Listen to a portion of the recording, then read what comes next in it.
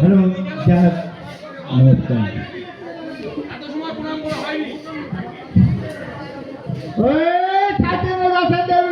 ভূতের আগমন, সেই গাছেতে বসে আছে ভূতেরা ছজন। কোথায় ছিলে ভূতের রাজা, যাও দর্শন। আজকের দিনে মাগো করি মিনতি,